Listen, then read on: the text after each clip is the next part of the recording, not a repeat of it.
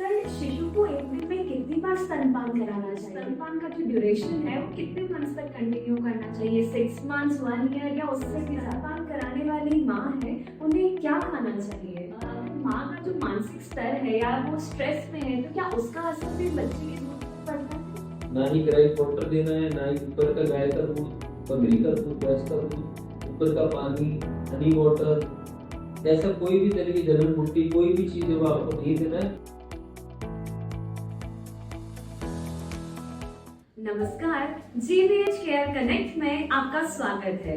दोस्तों, नन्ही सी जान की जीवन की पहली डोर जुड़ती है माँ के आंचल से और उस डोर का सबसे पहला उपहार होता है माँ का दूध। तो अब सवाल ये उठता है कि पहला स्तनपान कब शुरू कराना चाहिए और माँ के दूध यानी कोलेस्ट्रम का शिशु की सेहत के लिए क्यों जरूरी है? आपके इन्हीं सब सवालों के जवाब देने के लिए आज हमारे साथ मौजूद है newborn specialist doctor Avinash Botra sir.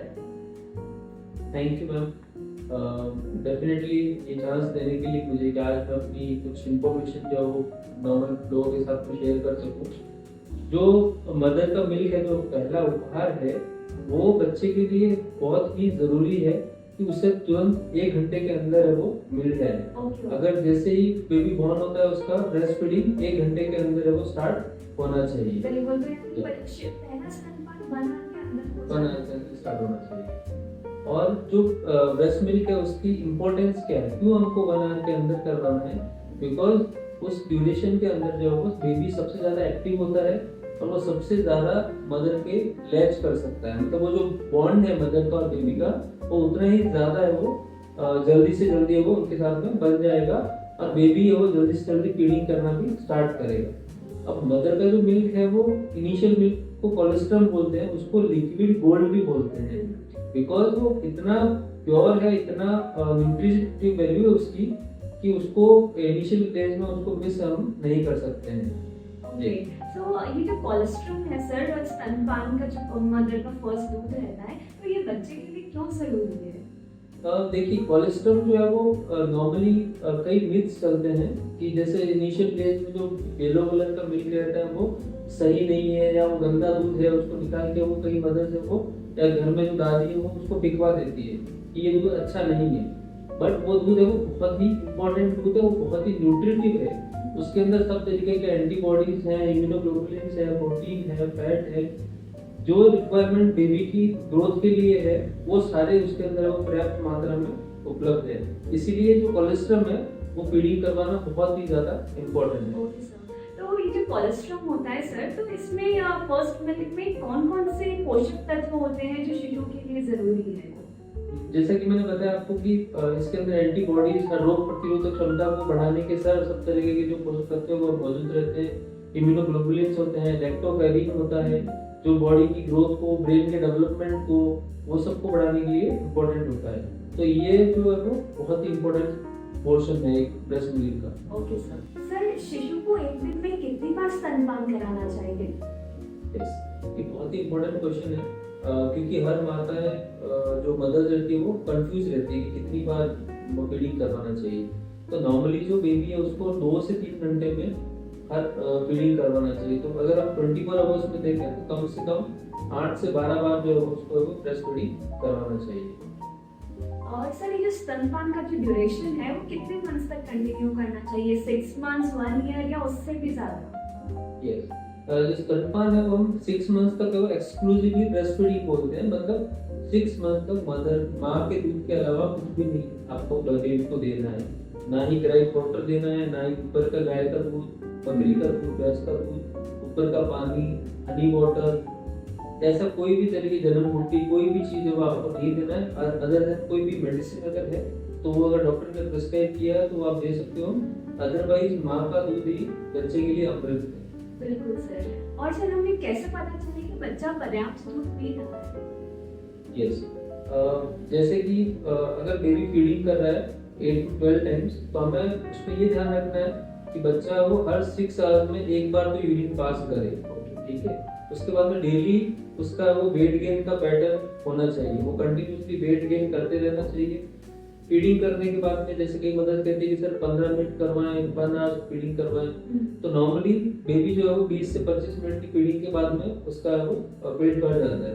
तो फीडिंग करने के बाद में अगर बेबी आपका 1.5 घंटा सो जाता है कंफर्टेबली, इसका मतलब है कि बेबी ने अच्छे से वो पर्याप्त मात्रा में फीड कर लिया है। तो इन सभी चीजों का आपको कंटिन्यूसली उसकी स्किन है वो प्रॉपर्ली सो रहा है, फीडिंग ले रहा है, तो ये सब चीजें देख के आप पता कर सकते हैं कि आपका बेबी जो है वो अच्छे से फीड कर रहा है। सर अब मेरा क्वेश्चन ये है आपसे कि जो स्तनपान कराने वाली माँ है उन्हें क्या खाना चाहिए? डेफिनेटली जो मदर नई मदर बनी है उनको हल्का खाना खाना चाहिए, फ्रूट्स होने चाहिए उनकी डाइट में, और नारियल पानी है, हल्का फूड खाना चाहिए। उनको कॉमनली क्या अवॉइड करना चाहिए, उसके अंदर तली हुई चीज़ें, ठीक है, मार्केट की चीज़ें, या फिर वो आप बोलो ऑयली फूड है, मिर्ची वाला फूड है, ये सब चीज़ें उनको अवॉइड करनी चाहिए। बाकी अदर देन नॉर्मल फूड जो है रूटीन खाना खा सकती है। Okay sir. एंड सर अगर माँ का जो मानसिक स्तर है या वो स्ट्रेस में है तो क्या उसका असर भी बच्चे के दूध पर पड़ता है? यस, एक बहुत ही इम्पोर्टेंट पॉइंट है कि बिकॉज जो मदर एक बेबी को बॉर्न कर रही है उसको उस सारे स्ट्रेस के साथ में उससे रिलेटेड जो फैमिली का स्ट्रेस और बहुत सारी चीजें जो रहती है, उसके रूटीन जो वर्क है वो हैम्पर हो रहे हैं, तो वो सारा स्ट्रेस रहता है। तो वो स्ट्रेस की वजह से जो है वो मिल्क के प्रोडक्शन में कमी आती है। Okay. तो इसीलिए हमें वो मदर को जो उसके रिलेटिव है, फादर है जो बेबी का, या उसके जो फैमिली मेंबर्स हैं, उन सबको एक साथ में क्यूमुलेटिव है उनकी स्ट्रेस लेवल को कम करने के अंदर एक बहुत इंपॉर्टेंट रोल प्ले करना चाहिए। उन्हें मोटिवेट करना चाहिए। मदर की भी है वो डाइट का, रेस्ट का, हाइड्रेशन का है वो फैमिली को या फादर को ध्यान रखना चाहिए। जिससे जितना स्ट्रेस का लेवल डाउन होगा उतना ही वो उसका मिल्क प्रोडक्शन है वो बढ़ेगा और वो बेबी के लिए उतना ही वो सफिशिएंट और हेल्दी रहेगा। ओके सर, मतलब इसमें इससे उसकी क्वांटिटी पे इफेक्ट आता है, क्वालिटी ऑफ मिल्क पे कोई इफेक्ट नहीं आता? क्वालिटी ऑफ मिल्क पे डेफिनेटली स्ट्रेस फैक्टर्स रहेंगे तो क्वालिटी भी रिड्यूस होगी। उसको हम मेजर नहीं कर सकते, but definitely that quality is going to be less. तो इसीलिए हमारी फैमिली का या हस्बैंड का एक रोल हो गया कि उन्हें अच्छा मोटिवेशनल सपोर्ट, ये उनको सपोर्ट करना है, हर उनके छोटे जो काम रूटीन वर्क है, और उनको मेंटली भी उनके साथ में रहना है। बेबी को बड़ा करना सिर्फ मदर का ही रोल नहीं है। आजकल जो हम कहते हैं कि पेरेंटिंग है, पेरेंटिंग इज मदर के लिए भी और फादर के लिए भी है। तो दोनों चीजों को, दोनों को एक फैमिली को साथ में मिलके और उनको एक रोल प्ले करना है कि ये जो मदरहुड है वो उसका इजी वे में निकल जाए, ठीक है, उनको वो स्ट्रेस जो है उनको नहीं झेलना पड़े उन सब चीजों का। तो डेफिनेटली हम कहेंगे कि वो फैमिली मेंबर्स को सपोर्ट करना चाहिए, मदर्स को फीडिंग के ड्यूरेशन में भी। और जैसे ही घर में लोग हैं बहुत सारे, कहीं पे बाहर जाओ तो फीडिंग के लिए वो एक ऐसा एनवायरनमेंट क्रिएट करे जिससे मदर है वो उसको अच्छे से फीड करवा सके, और उनको वो ऐसा अजीब सा महसूस ना हो कि यार मैं कहाँ आ गई हूँ, अब मैं बेबी को फीड कैसे कर रहा हूँ। तो वो सब इश्यू अगर रिजॉल्व हो जाते हैं तो मदर ज्यादा टाइम तक बेबी को फीड करवा पाएगी, और बेबी अच्छे से फीड लेगा तो वेट गेन होगा और बेबी की ग्रोथ अच्छी होगी। सर अगर जो मदर है वो कुछ दवाइयाँ मेडिसिन ले रही है तो क्या उसका भी बेबी के मिल्क पे असर आता है?